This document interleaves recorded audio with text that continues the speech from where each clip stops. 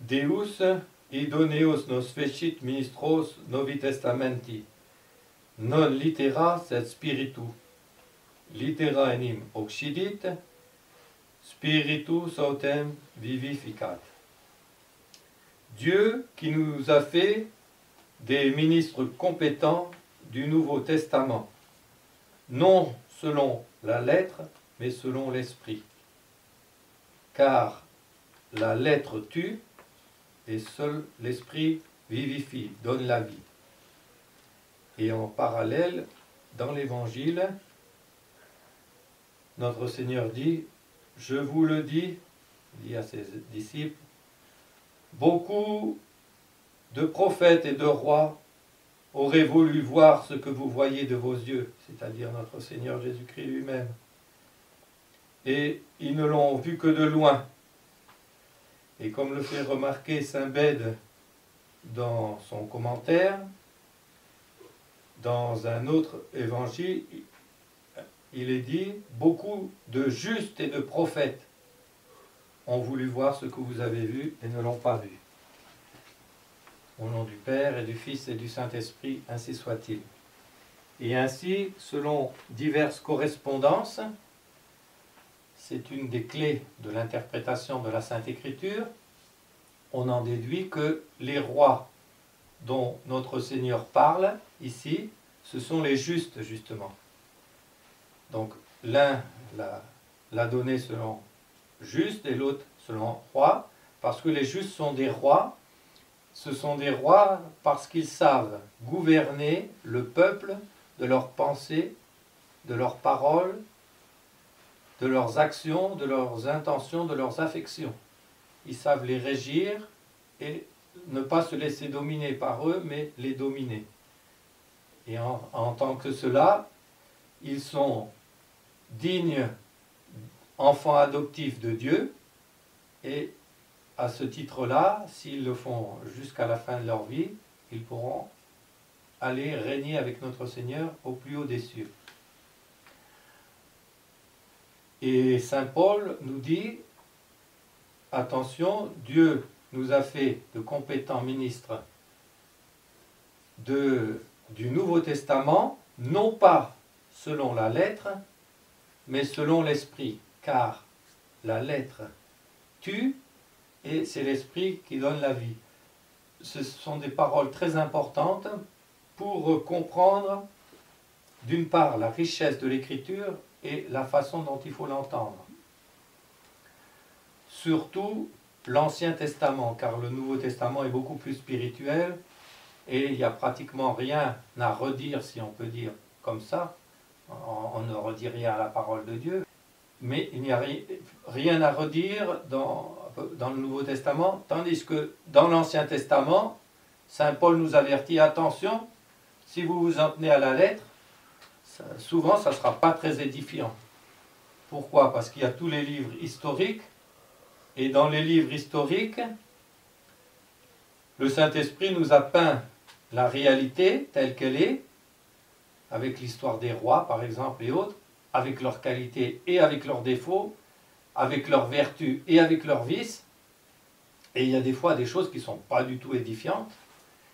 Par contre, quelquefois, même des choses qui ne sont pas édifiantes en elles-mêmes, dans le sens mystique et spirituel, en tant qu'ils sont figures de notre Seigneur, peuvent être entendues d'une autre manière et être très édifiantes.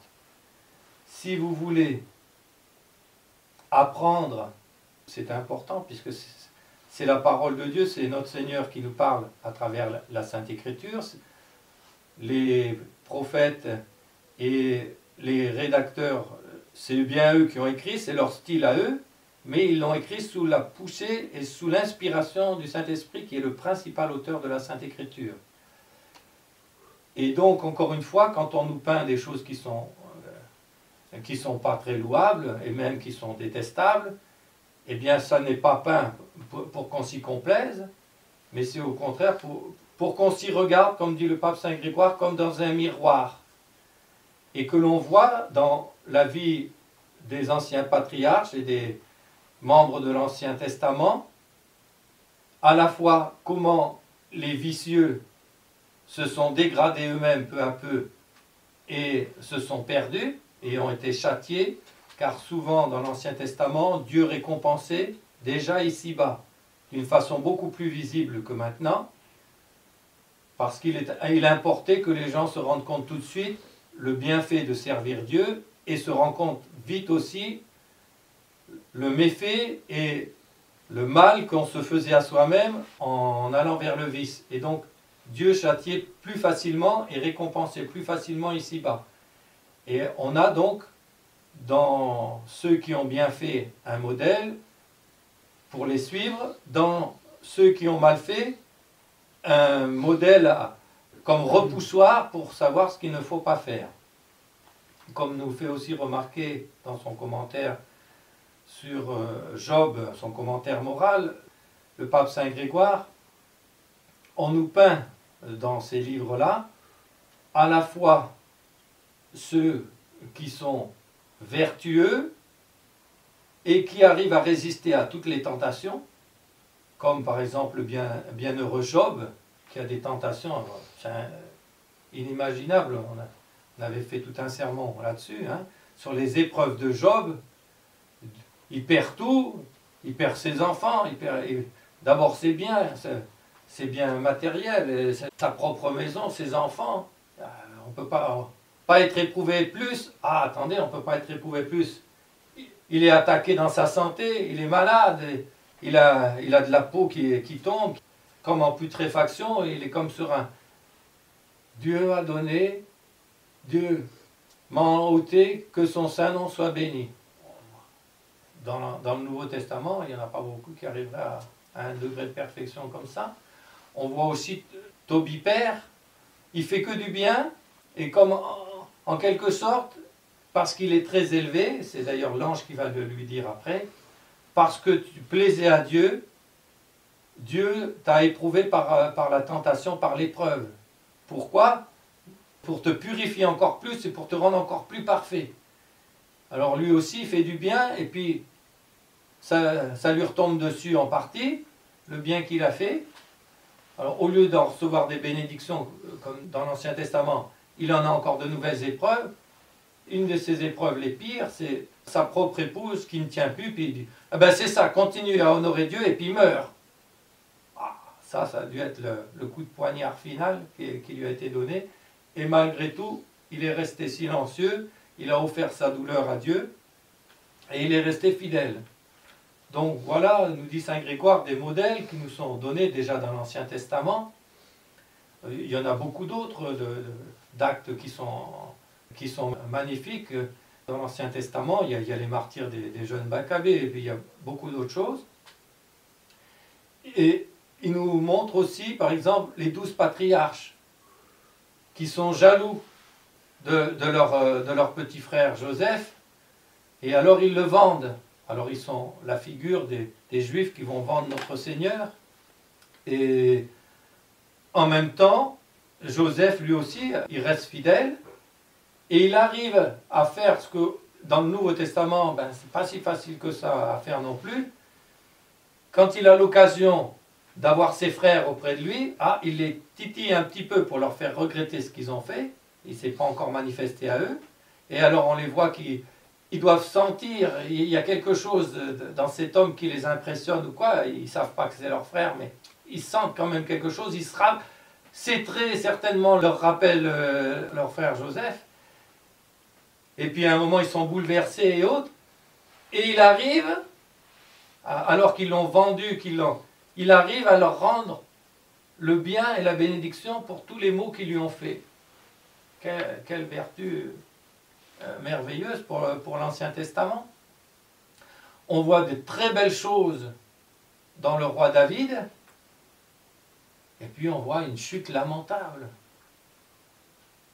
Il tombe lamentablement sur une question de mœurs, et après, pour se rattraper, ça entraîne toute une série d'autres péchés, et ça va jusqu'au meurtre. Quand on pense à la sainteté du roi David, quand on pense c'est lui l'auteur des psaumes et autres, il est obscurci par la chute, il est tombé en état de péché mortel, le Saint-Esprit s'est écarté de lui, il est aveuglé, etc. Mais le bon Dieu sait la faiblesse humaine, il en a pitié, il sait aussi le bon cœur de David, il lui envoie le prophète Nathan, et le prophète Nathan, par une parabole, lui fait regretter son péché, et dès qu'il a compris, dès que ça lui est revenu, et dès qu'il sait que c'est dénoncé et autres, alors il tombe à genoux et il demande pardon. Et cependant, Dieu va le châtier, et va même châtier pour une autre faute qui est beaucoup moins grave, et que Dieu n'avait demandé qu'on ne recense pas le peuple, et il l'avait fait quand même. Et du coup, puisqu'il mettait son orgueil dans le nombre de ses sujets, Dieu va le punir par là même, il va envoyer une peste, et c'est des centaines et des milliers de ces sujets qui vont être frappés, et là encore, on le voit dans les psaumes, ils tombent de douleur. Oh mon Dieu, mais qu'est-ce qu'ils ont fait? C'est moi qui ai péché, pourquoi vous frappez votre peuple? C'est moi qui ai péché. Oui, mais c'est vous qui êtes le roi, et de même que le peuple est béni dans ses rois, il est aussi châtié dans ses rois. Donc voilà, et là, nous dit Saint Grégoire, on voit un grand saint qui chute lamentablement, mais on a encore aussi l'exemple de le voir se relever pour qu'on ne désespère jamais. Pour que nous, si aussi on chute lamentablement, eh bien, on ait le courage et le bonheur de se reprendre. Et puis, il y en a d'autres qui chutent, Salomon par exemple,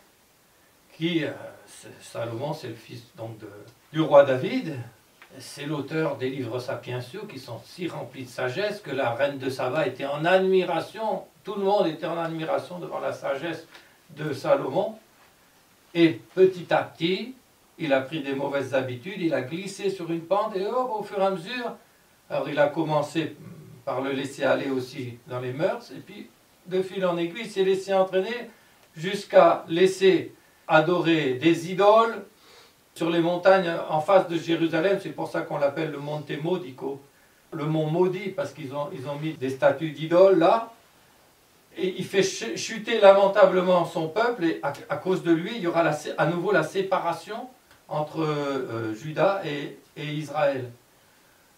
Et est-ce qu'il s'est repris à la fin? On ne le sait pas. Saint Pidis a voulu qu'il soit mis dans le catéchisme qu'on pouvait se demander si Salomon était sauvé ou non. Oh, Salomon perdu. Après tout ce qu'il a écrit, tout ce qu'il a fait, tout ça. Et donc le pape Saint Grégoire nous dit, vous voyez, tous ces modèles nous sont donnés.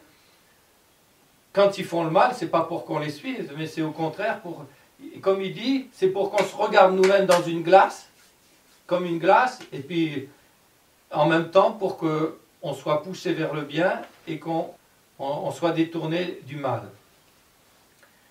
Si l'on prend maintenant la parole de notre Seigneur, en correspondance aussi avec celle de Saint Paul, combien de justes et de prophètes auraient voulu voir ce que vous voyez, c'est-à-dire me voir moi, le Messie, en chair et en os, entendre les paroles que vous entendez, voir les gestes que je fais. Combien l'ont désiré et ne l'ont pas vu?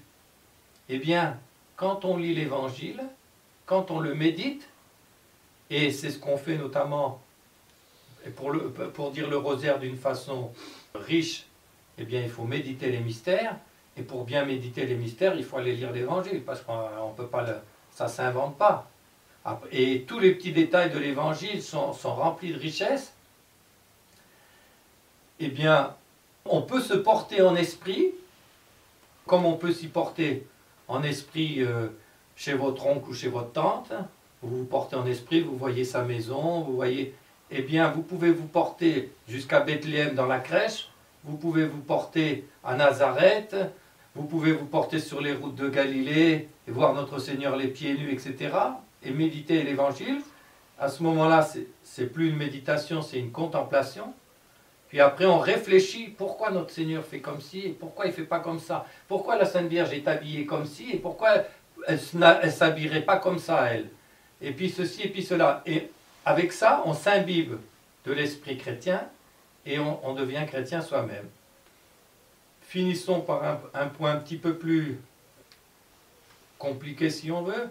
Disons, pourquoi saint Paul parle de la lettre et de l'esprit? Eh bien, par exemple, quand notre Seigneur nous dit « Il vaut mieux, si ton œil te scandalise, c'est-à-dire si en regardant des mauvaises choses, ça t'entraîne à avoir des mauvaises pensées et puis à pécher, il vaut mieux que tu t'arraches l'œil et que tu le jettes loin de toi, et car il vaut mieux rentrer borgne au royaume des cieux plutôt qu'avec ses deux yeux aller à la géhenne. » Alors, qu'est-ce que ça veut dire? Il faut prendre la lettre de ce que dit notre Seigneur, et puis si j'ai des tentations, je m'arrache l'œil et puis je le jette. Ah, c'est pas ça que notre Seigneur veut dire.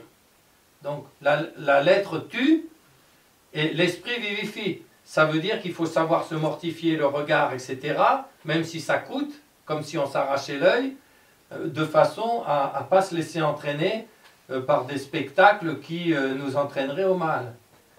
Et dans toutes les paraboles, c'est pareil. Notre Seigneur parle d'une manière imagée. Il ne s'agit pas de prendre la lettre des choses. Par exemple, il loue celui qui dit combien tu dois à mon maître? 100 barils. Mais 50 avant. Toi, tu dois combien? 80. Mais 75. Comme ça, dit-il, il fait habilement et il sera reçu par ceux à qui il aura fait. Notre Seigneur loue l'habileté, il loue pas la malice. Il ne dit pas, si on prend ça à la lettre, bon alors, ah ben c'est marqué dans l'évangile, hein. Ah, il a dit 80, 100, 50, ah c'est marqué dans l'évangile. Donc si on prend ça à la lettre tue. Et souvent d'ailleurs, c'est terrible d'ailleurs, l'écriture devient à ceux qui sont mauvais. Combien de fois on voit des gens qui citent l'écriture pour justifier des choses mauvaises qu'ils font. Et donc ils le prennent selon la lettre pour faire des choses tordues. Et ça leur devient un lacet, un piège à ce moment-là, parce que pour bien comprendre l'évangile ou quoi, il faut aussi des bonnes dispositions dans le cœur. C'est là que dit les cœurs purs verront Dieu. Eh bien, c'est les cœurs purs qui voient bien la vérité aussi, parce qu'ils ne la détournent pas selon leurs désirs et autres, mais ils la prennent telle qu'il est. Et au contraire, ils mettent leurs sentiments en correspondance avec cette vérité. Je signale rapidement qu'il y a deux sens principaux. Il y a le sens littéral, qu'il faut savoir et autres, parce que ça aide à comprendre le sens spirituel. Et puis dans les livres historiques, ça a son importance aussi. Et après, il y a le sens spirituel.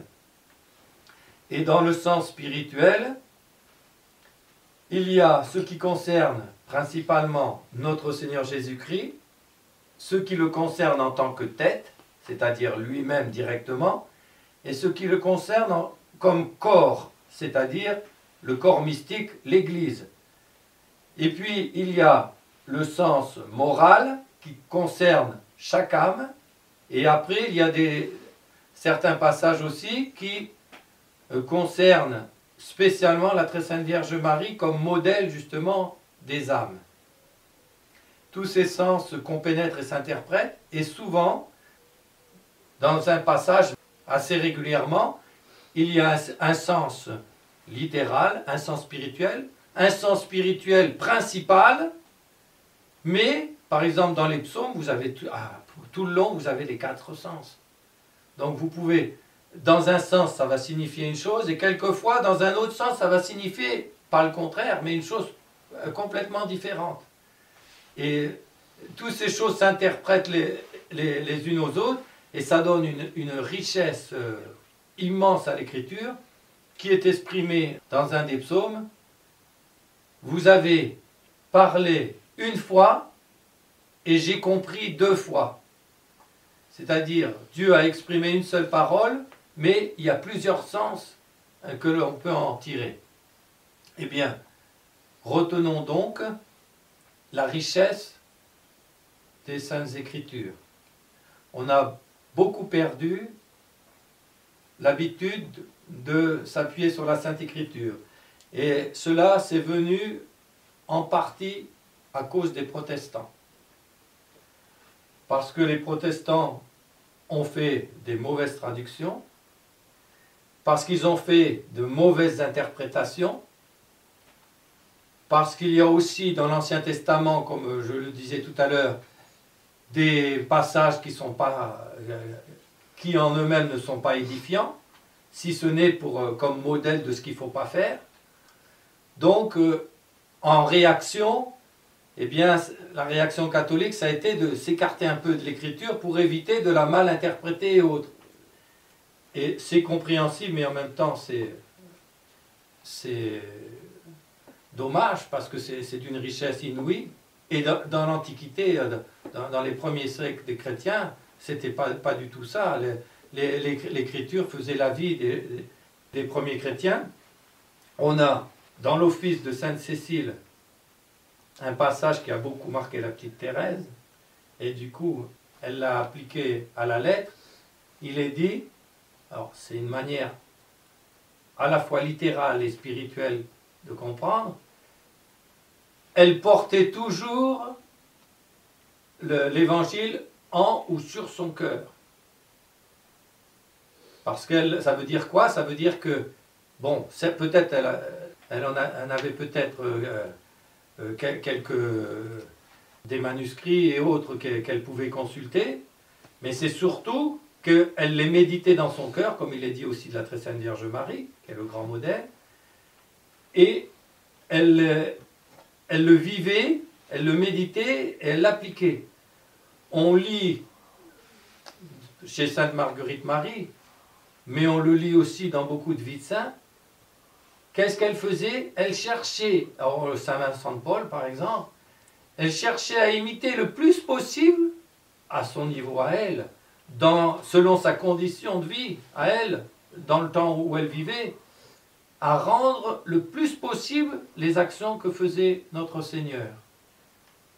Et alors la petite Thérèse, du coup, elle avait pris ça, à la fois en esprit et à la lettre, et elle avait un petit évangile qu'elle avait toujours contre son cœur. Voilà, et en même temps, elle le prenait souvent, elle en lisait un passage et elle le méditait avec délice. Et elle est revenue à la voie simple et autre, qui est la voie de l'évangile. Eh bien, prenons la résolution de lire l'écriture et de la méditer. On n'a pas le droit de la lire dans des mauvaises traductions, on n'a pas le droit de la lire non plus sans avoir des notes des pères, parce que l'interprétation, comme dit Saint Pierre dans son épître, l'interprétation de l'écriture n'est pas libre. Le Saint-Esprit a écrit ça, il y a une grande richesse, il y a des sens différents, mais des sens légitimes, mais il y a aussi des sens illégitimes. Donc, on doit avoir les interprétations des pères et des saints docteurs, mais c'est d'une immense richesse. Si vous voulez dire le chapelet comme il faut et le méditer comme il faut, ben, il faudrait lire régulièrement l'Évangile et le méditer. Donc, il faut prendre... Alors, une dernière chose que je voulais vous dire, que je ne veux pas oublier de vous dire, parce que on ne fait bien que ce qu'on aime. Et donc, comment faire pour apprendre à aimer les Écritures? Eh bien, je vous donne le conseil, parce que moi, ça m'a énormément aidé. Je vous donne le conseil suivant. Il y a un bénédictin du XXe siècle, de la fin du XXe siècle, de l'abbaye de la Source à Paris, qui a écrit de merveilleux petits livres, tout basés d'ailleurs sur l'interprétation des pères, c'est Don de Mauléon. C'est un vrai régal, ces livres. Vous prenez le roi David, il vous fait un résumé d'un chapitre ou de tout un épisode de la vie de David, et il le fait d'une façon très savoureuse, très agréable à lire, et après il vous en donne tout le sens spirituel. C'est un vrai régal. Et une fois que vous avez lu Don de Mauléon, qui est assez facile à lire, ça vous donne le goût de ce sens spirituel, et du coup ça vous donnera envie d'aller trouver dans les pères et les docteurs. encore une chose aussi, parce qu'on n'en finirait pas avec l'écriture. Les Saint Jérôme et Saint Augustin, ils ont eu la même réaction. Ils ont été formés par l'éloquence des anciens, l'éloquence grecque et l'éloquence romaine. Ils avaient étudié les auteurs grecs et latins avec des belles sentences, etc. C'était des textes magnifiques et autres. Oh, ils disent, quand on a commencé à lire l'écriture, oh, c'était sec. Et ça ne leur donnait pas envie d'aller plus loin. Saint Jérôme, il a été formé entre autres par Saint Grégoire de Nazianze à Constantinople. Saint Augustin, il a eu le bonheur, poussé par Sainte Monique, sa maman, d'aller trouver Saint Ambroise, et là il a eu le sens spirituel des Écritures. Tant qu'il restait qu'à la lettre, ça n'avait rien d'agréable. Quand ils sont allés à l'esprit, ils ont trouvé des merveilles, et ils ont écrit des merveilles pour les expliquer. Et Saint Jérôme dit, autant les auteurs, etc., païens, font des belles phrases et tout ça, c'est agréable à entendre, mais finalement on n'en retient pas grand-chose, si ce n'est que c'était beau et ça n'accroche pas. Tandis qu'il dit, l'évangile, au début ça heurte, c'est arrache-toi un œil, et puis jette-le de côté. Et quand on réfléchit au sens et autres, alors là ça devient d'une richesse profonde et autre, et on aime à s'en nourrir. Eh bien, terminons avec l'exemple de Notre-Dame, dont il est dit à la fin des premiers chapitres de Saint Luc. Saint Luc, on dit que c'est le début de l'évangile de Saint Luc, on l'appelle l'évangile de la Sainte Vierge, parce qu'il n'était pas là pour voir tout ça, c'est Notre-Dame qui lui a raconté comment tout s'était passé. Et il dit à la fin, et Marie réfléchissait à toutes ces choses, les méditant en son cœur. Eh bien, demandons à Notre-Dame cette grâce de comprendre la richesse très grande des Saintes Écritures, qui est la parole même de Dieu, et de nous en imbiber et de l'imiter, nous aussi, en la méditant dans notre cœur, et notamment en récitant le chapelet quotidiennement. Au nom du Père et du Fils et du Saint-Esprit, ainsi soit-il.